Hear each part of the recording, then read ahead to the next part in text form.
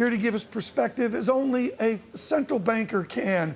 Al Broaddus, of course, retired from the Richmond Fed. It is wonderful to have you on today, Al. What were your thoughts yesterday of press conference 2? Could you have done better than Chairman Bernanke? Well, I'm sure I probably couldn't do as well as he did, Tom. You know, this is his second one. There was a lot of interest and excitement about the first one.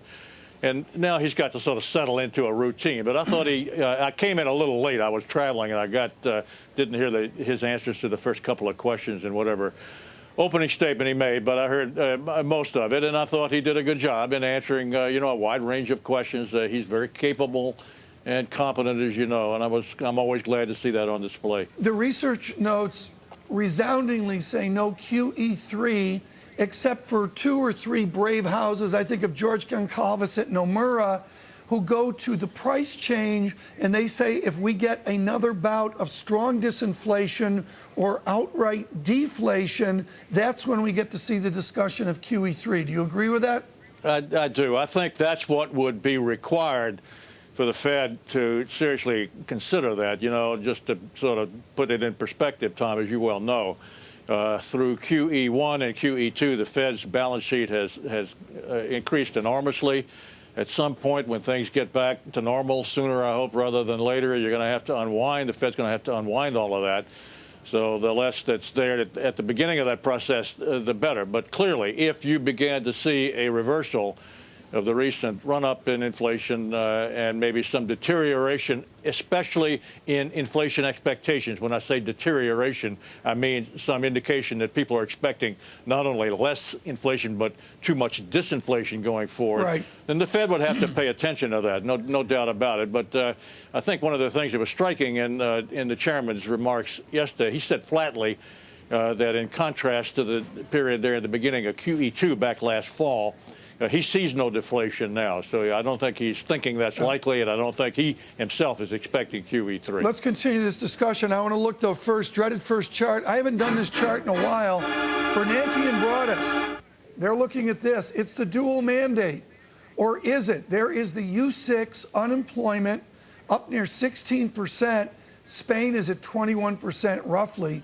Al Broaddus, I make light of the title, Bernanke and Broaddus, but both of you have a final mandate, and that is Americans with jobs. How can the Fed act rationally if we have this continued structural unemployment? Well, there's, of course, a debate, Tom, about how much of the unemployment is actually structural, how much cyclical. Certainly some of it is structural. And the Fed really can't fix that with monetary policy, as you know. And the Fed's ability to affect job growth directly is limited. What the Fed can do, and I know this sounds like motherhood and apple pie, but I think it's true, what the Fed can do is help to stabilize the monetary system, stabilize expectations regarding the price level, take that element of risk out of the economy, out of real interest rates. That, more than anything else, would be the Fed's major contribution to a strong real economy and stronger growth in jobs over time. We talked with Alan Meltzer yesterday, and of course, Al brought us that Paul Krugman, Keynes' speech in Cambridge, really creating quite a storm out there. Bring up the Fed balance sheet here that Dr. Broaddus is concerned about. Let's go back to Indiana, Al Broaddus. You're Indiana, where you were at Indiana University. I mean, basic people don't need a lot of fancy math, Abel Bernanke math, or Samuelson math, or Mankiw math. If it looks like a duck, it's a duck. That looks like a lot of pain when I look at that balance sheet. Do you have confidence they can reverse it?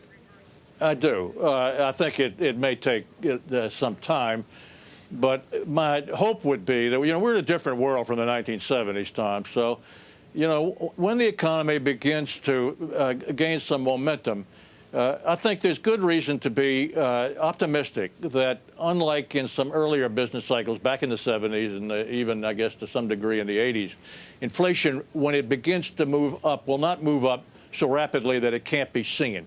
One of the key things, the Fed understands, I think, the inflation process and how it works better than we did when I first entered the Fed. out of Indiana University back many years ago. We much more focused now on inflation expectations, better metrics there. Right. So you'll get some warning, and I think that's one of the things that makes me optimistic that we can do it. I'm so glad that Dr. Broaddus brings us up, folks, because this is the heart of the debate. You heard Alan Meltzer yesterday, or maybe you hear Brad DeLong at Berkeley. This is critical, Al. You say we can get out in front of moving inflation expectations. DeLong says, what are we worried about when inflation finally moves? We can become more restrictive. Do you agree with Professor DeLong at Berkeley? You know, I haven't. I'm not sure I've seen those particular remarks, Tom, but I think the answer is yes. I do believe that the Fed is more sensitized to that now, and it can do it. I mean, you know, in this business, as you well know, nothing is ever for sure.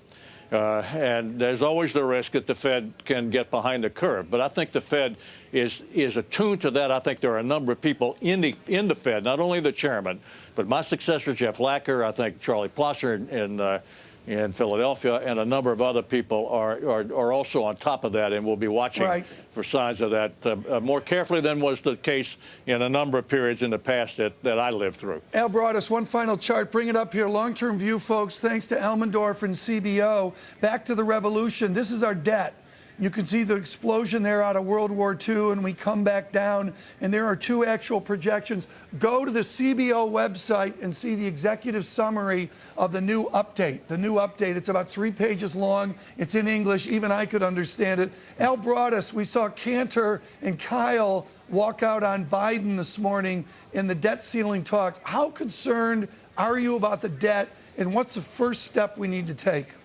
Well, I'm very concerned about the longer-run trend in the whole budget picture and what that implies for the national debt, Tom, as you can imagine. But I agree with the chairman's emphatic comment yesterday, and I think he made it in the speech a couple of weeks ago in Atlanta.